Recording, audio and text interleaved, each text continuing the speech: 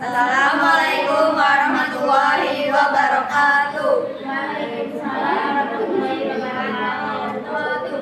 Kami dari kelompok 4 ingin mempresentasikan materi tentang kemosintesis. Sebelumnya perkenalkan dulu, nama saya Najia Nur Fadilah. Saya Putri Aulia Zara Setiawan dan saya Rina Rahmatini Robiah. Dan saya Umu Abdul. Pengertian kemosintesis adalah proses pembentukan suatu zat organik dengan memanfaatkan sumber yang berasal dari energi hasil reaksi kimia yang dilakukan oleh suatu organisme atau bakteri yang tidak berklorofil untuk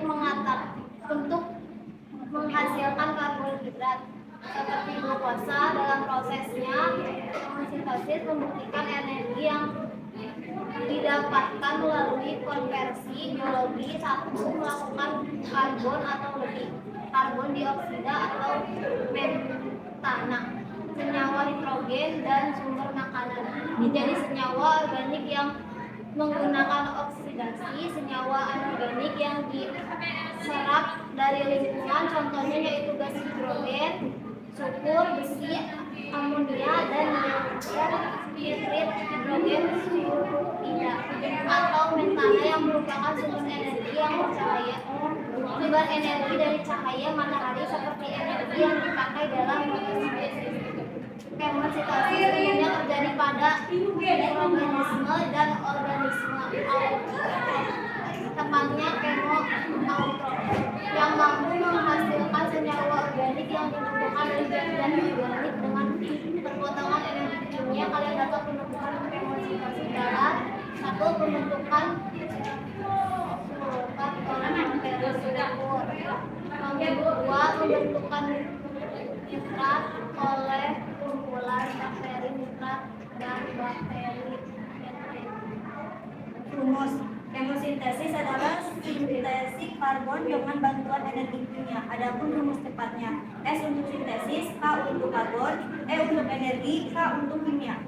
Peran kemosintesis. Kemosintesis memiliki peran yang sangat penting pada daur biogeokimia. Misalnya bakteri belerang mengubah belerang menjadi sulfat, yang kemudian dapat digunakan oleh tanaman untuk mensintesis zat organik, sebab pada dasarnya suatu ekosistem akan bergantung dengan kemampuan beberapa organisme untuk mengubah senyawa anorganik menjadi makanan untuk mereka bertahan hidup yang kemudian juga dapat dieksploitasi atau dimakan oleh organisme lain.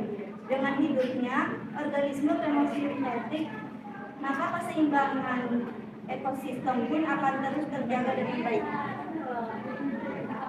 Fungsi kemosintesis memiliki fungsi yang sangat berguna untuk beberapa organisme dapat hidup tanpa harus menggunakan energi sinar matahari atau mengandalkan organisme lain untuk menghasilkan makanan. Selain itu, kemosintesis juga berfungsi untuk memungkinkan suatu organisme membentuk lebih banyak sel dengan cara mengubah molekul organik menjadi molekul organik yang ada proses mengubah benda mati menjadi benda hidup. Proses kemosintesis tentunya hanya dilakukan oleh organisme bakteri yang disebut kemoautotrof bakteri. Kemoautotrof inilah yang akan mengoksidasi senyawa-senyawa tertentu dan menggunakan energi yang dihasilkan itu untuk asimilasi karbon dioksida. Beberapa bakteri kemosintesis ini juga mempunyai kemampuan seperti organisme berklorofil yang mampu membuat karbohidrat dari bahan mentah anorganik. Namun, bakteri kemoautotrof tidak menggunakan energi cahaya untuk pembuatannya, melainkan melalui energi hasil reaksi kimia dalam kemosintesis. Ada pula perbedaan kemosintesis dan fotosintesis. Fotosintesis umumnya terjadi pada tumbuhan, alga, dan beberapa jenis bakteri untuk memproduksi zat makanan berupa glukosa dengan bantuan cahaya sinar matahari. Sementara kemosintesis biasanya terjadi pada bakteri dan organisme lain yang dinamakan kematotrof dengan melibatkan sejumlah energi hasil reaksi kimia anorganik untuk menghasilkan karbohidrat seperti glukosa.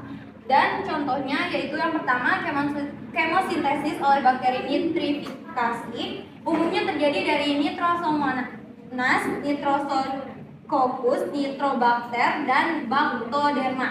Pada nitrifikasi bakteri Nitrosococcus dan Nitromonas, bakteri nitrat lah yang akan mengoksidasi amonia menjadi nitrit, dilanjutkan oleh bakteri Bactoderma dan Nitrobacter atau bakteri nitrat yang mengoksidasi nitrit menjadi senyawa nitrat kembali dalam keadaan aerob. Kedua, kemosintesis oleh bakteri belerang. Umumnya kita dapat menemukan bakteri belerang Beggiatoa dan Thiospirillum yang mengoksidasi logam sulfida menjadi sulfur. Ketika cadangan logam sulfida telah habis, endapan sulfur yang ada kemudian akan dioksidasi menjadi sulfat. Yang ketiga, kemosintesis oleh bakteri besi seperti Leptotrix, Crenotrix, Cladotrix, Gallionella, Styruvero menjadi ion feri dalam proses kemosintesis. 4. Kemosintesis oleh bakteri hidrogen. Bakteri hidrogen Bacillus pathotrophus umumnya dapat tumbuh dalam medium anorganik yang mengandung hidrogen, CO2 dan O2 serta mampu mengoksidasi hidrogen dengan membebaskan energi untuk menjalankan proses kemosintesis. Yang kelima, kemosintesis oleh bakteri metana. Pada metana biasanya bakteri Methonas yang akan mengoksidasi metana menjadi CO2. Sekian, ada yang ingin ditanyakan? Perkenalkan, nama saya Aulia Hairunisa. Saya ingin bertanya, untuk apa dilakukan kemosintesis dan apakah perbedaan antara kemosintesis dan fotosintesis? Terima kasih. Kami di sini akan menjawab pertanyaan dari Aulia dari kelompok 3. Untuk apa dilakukan kemosintesis dan apakah kemosintesis dan fotosintesis berbeda? Jadi kemosintesis dilakukan oleh bakteri dan organisme lain untuk membuat makannya sendiri tanpa perlu bantuan cahaya matahari. Dan perbedaannya yaitu fotosintesis dilakukan dengan sumber energi cahaya yang dipancarkan oleh matahari, sedangkan kemosintesis dilakukan dengan sumber energi kimia yang dikeluarkan oleh lubang hidrotermal di laut dalam. Sekian presentasi dari kami. Mohon maaf bila ada kesalahan. Wassalamualaikum warahmatullahi wabarakatuh.